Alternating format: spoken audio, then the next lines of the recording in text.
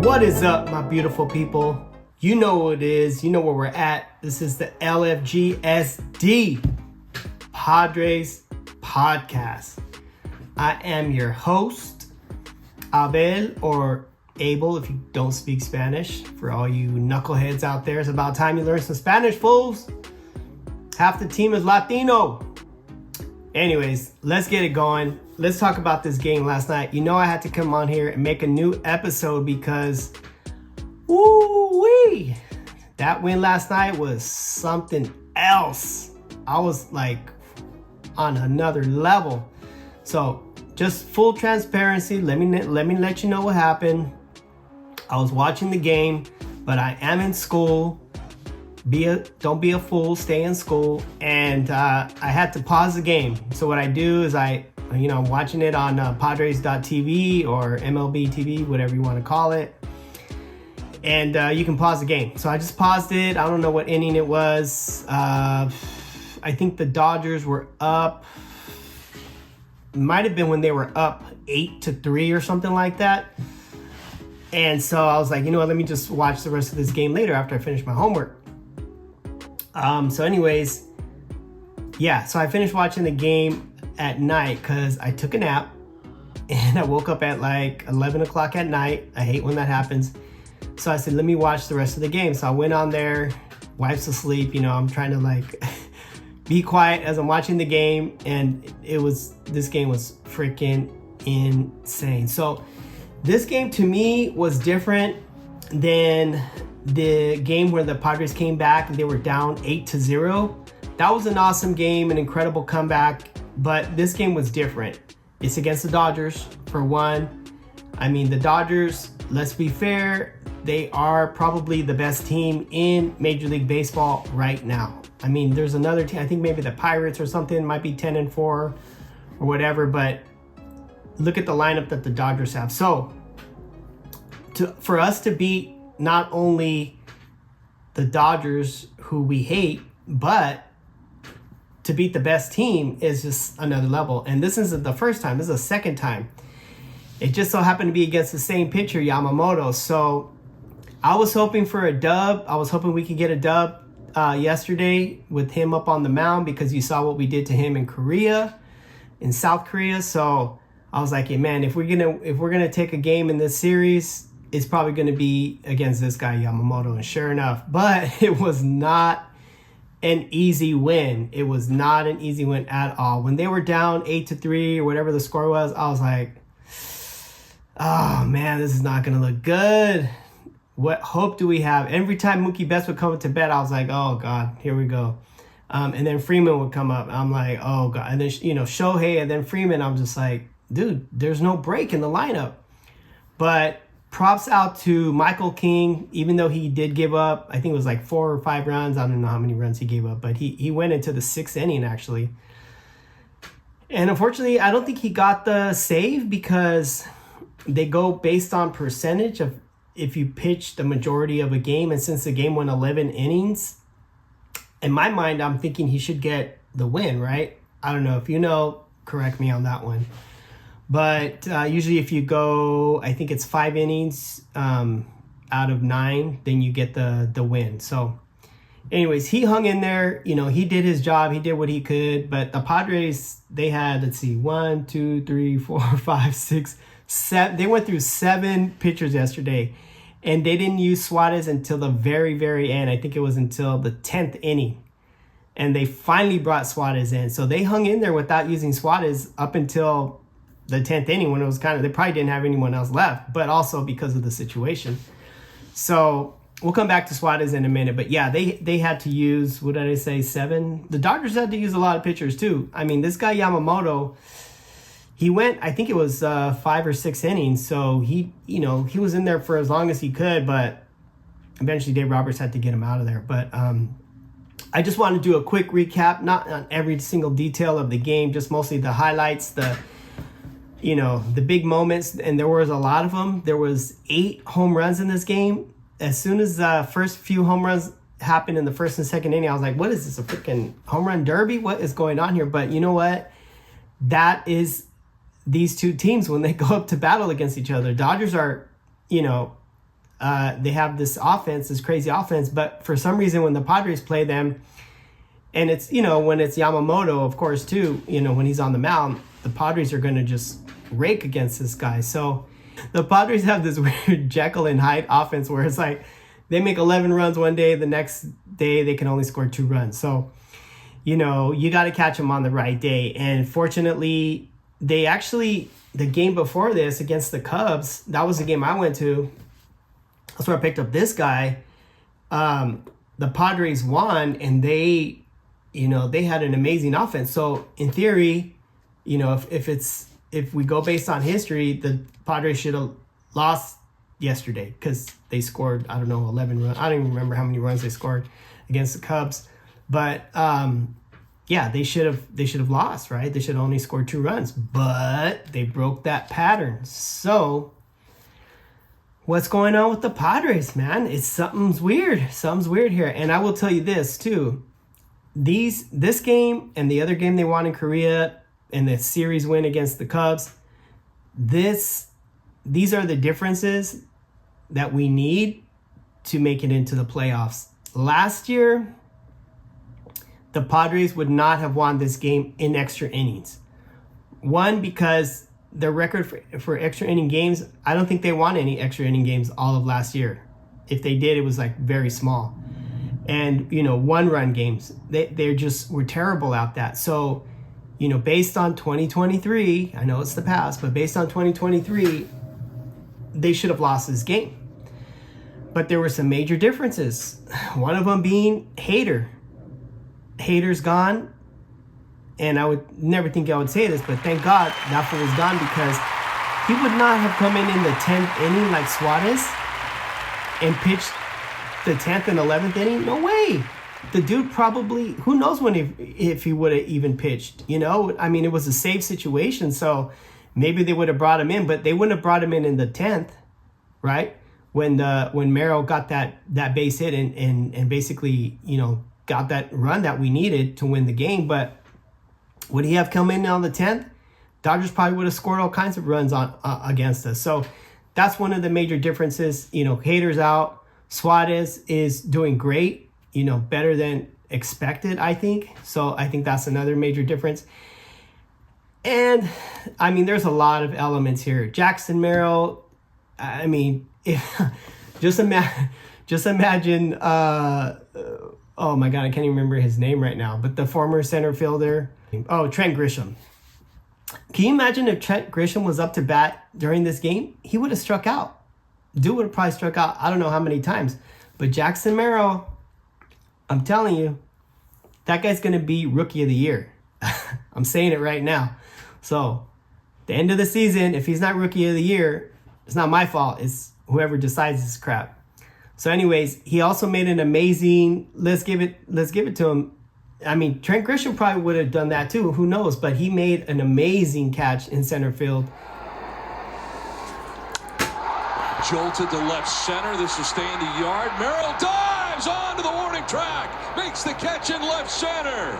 That's Jackson Merrill. Nice play. To Rob, I don't know if it was Freeman or who it was, that almost hit a home run. That was a that was a deal breaker right there too. So you got Jackson Merrill. You got Robert Suarez. You got rid of, which is crazy to think, getting rid of Hader is going to make you better. You got rid of Hader. But in addition to that, it's the vibes. It's the attitude. It's the mentality. These guys did not give up. And I'm not saying they gave up last year. Everybody accuses of them that, they just slumped their shoulders and crap like that. I'm not going to say that. But what I will say is that this year, they for sure have a fighting spirit. You can see it. They grind. There's been 2 games already where they came back. That 8-0 game, they fought through. This game, they fought through. So there's some major differences. The other big one, Mike Schilt. You got to give it up to this dude. This guy I think he made some good decisions in this game. I think he walked, was it Teoscar Hernandez? He might have walked him. I don't know. He intentionally walked somebody, put him on base. Would Bomel have done that? he did a couple other moves here and there too. He moves things around. He makes some moves. So he doesn't just sit there. And the thing I like about Schilt, which I will admit, I was not hyped on Schilt at the beginning of the year. I just didn't see it in him. But now that I'm watching him in the dugout, you see him get emotional. You'll see him give high fives. You see him give hugs to the players. You see him laughing. You see this guy into the game. I never saw that with Bomel. And that, that might be Bomel's, or it might not. I mean, it's his personality, right? But there's a difference between personality and then attitude during a baseball game. And Bomel, I mean, for me, he just wasn't in it. He just wasn't in it. He wasn't thinking about the future of his career with the Padres. Schilt, different game. I see Schilt wanting to stay here. I see him wanting to stay in this position. I don't think Bomel saw this as a, I'm going to stay with the Padres for the rest of my life. He was kind of rental, right? He was kind of like, I'll go in there for 2 years. I think he had a 3-year contract, and I'm out. I think Schilt, the way he talk, if you listen to his interviews, he'll talk about it as if he wants to be here in the future. Like the things he says, in the future, blah, blah, blah. So he talks about it like he plans to stay. Or at least that's what his plans are, his intentions, right? So let me just mention some of the things. So Machado racks a home run in the first inning. Makes the score 2-1. Shohei hits a home run. I mean, come on, he's Shohei Ohtani. Second inning, Kim hits a home run. Muncy hits a home run. Betts hits a home run. I mean, 5 home runs in the first 2 innings. That's why I was like, what the F is going on here? A home run derby. Third inning, Teoscar Hernandez hits a homer, making it 3-7.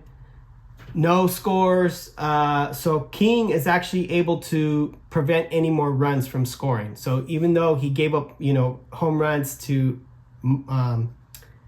Muncy, Betts, Hernandez, the 4th, 5th, and 6th inning, they didn't get any home runs or get any more runs on the board. But my boy Crony, I need a little Crony bobblehead because I don't have one yet. He hits the solo home run, making the score 4-7 in the 6th. And then Tatis.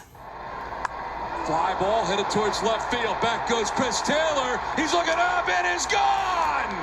Tie game. Fernando Tatis Jr. loves hitting at Dodger Stadium. 2-run shot ties it up. 7-aside. He ties up the game in the 7th. There's no runs in the 8th, the 9th, or the 10th.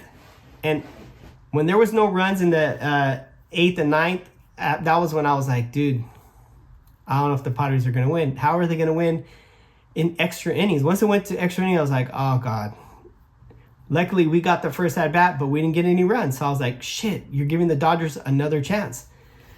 The Dodgers didn't score.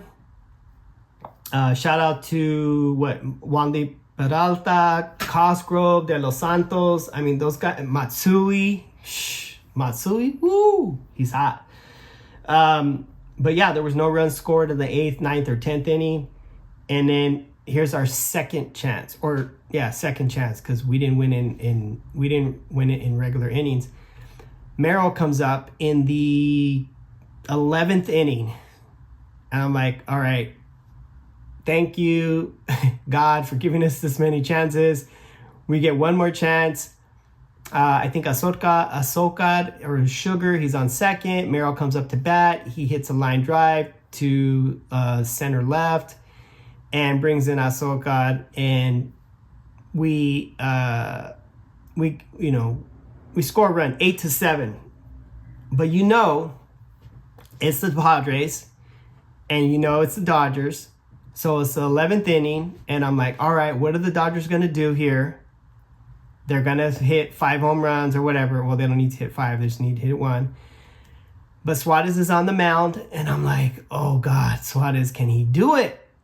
Can he do it? And he freaking did it. He didn't strike anybody out. It was 3 ground outs, or 2 ground outs, 1 fly out.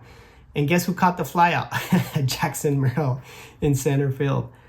So man, big shout outs to MVP. I would say MVP of this game was Jackson Merrill.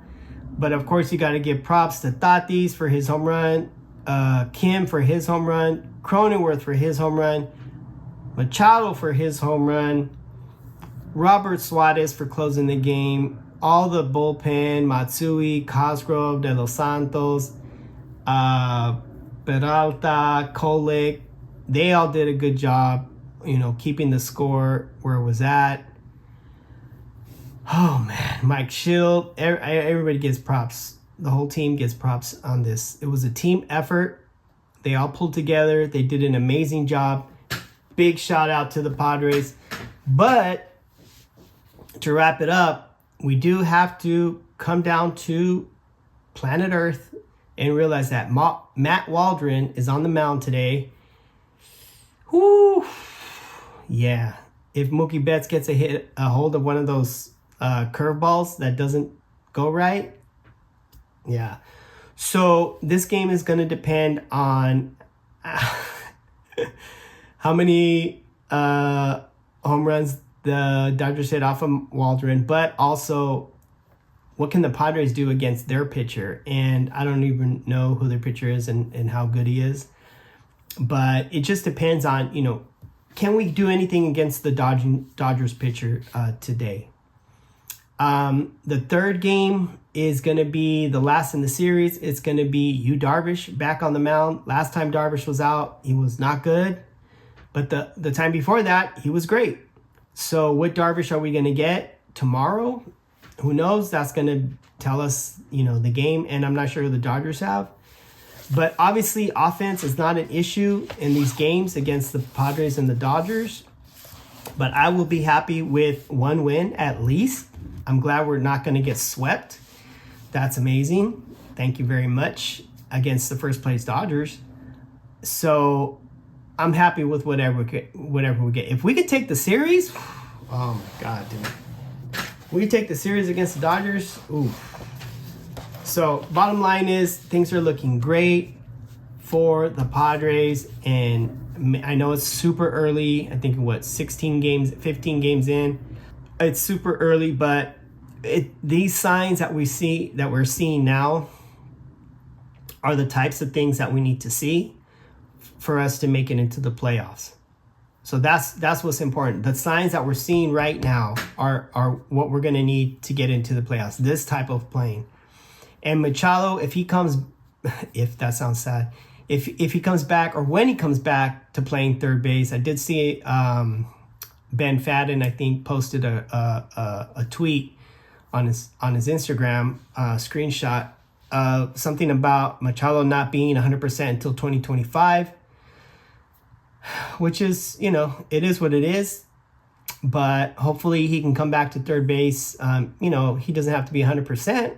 I mean, 85% Machado is probably better than 100% Wade.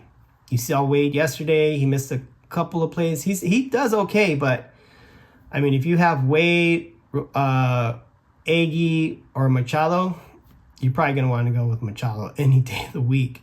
So and Machado is actually doing better at the plate too. So that's a good sign. But I think once he comes back to third base, he's probably going to do even better than that. So we'll see what happens. Hopefully, again, like I said, the Padres can stay healthy. And, if Crony keeps playing the way he's playing, Campy keeps playing the way he's playing, Profar, who I didn't even mention, if he keeps it up, if Merrill keeps it going the way he's going, he's going to get Rookie of the Year. If we can keep this team the way we have it going right now, everybody keeps talking about Pham. Bro, forget about Pham. We got what we need. Of course, we might need a DH when Manny goes back to third base. But, some of the folks that we have right now, they're looking pretty good. Of course, you're not going to have Agee as DH or, I don't know, you bring in Tyler Wade as a DH. He's all right. Yeah, so I don't know. I don't know who's going to play DH once Manny comes back. But I don't see that happening anytime soon. We're in mid-April right now. I mean, at the earliest, maybe mid-May, maybe early May, but I don't want to push it. I don't want him to rush his recovery. So mid-May, if we're lucky, and we'll worry about it then. Maybe at that time. You know, Pham's not a third baseman, so what are you gonna do, right? You're not gonna. I don't think you should replace Profar with Pham at this point. Profar has got vibes above replacement. The guy's on fire right now. So he hit the first grand slam. Thank you very much. You could check that off the list. You could check off series win off the list. You know, and all that is because of the way the people are playing that we have right now. So that's gonna be it for this episode, everybody. Thanks for watching. I know I haven't posted an episode in a while, probably in a few weeks. But shout out to you. Big shout out to Ben Fadden, who I actually met in person. Got to say what's up to him at one of the games. Got to shout out to Mark Barlett, or Padres blogger on Instagram. Ran into him at one of the games at the new Gallagher Square. So maybe I'll run into you. If I do, say what's up. Please like and subscribe to this podcast. I only have 26 followers right now. Okay, but this is one of my other YouTube channels. I have another one where I work on cars and stuff like that. That one I have over 1,500 followers, but this is a newer channel. Just started it this season. So show some love, show some support. Let's go, baby. Boom.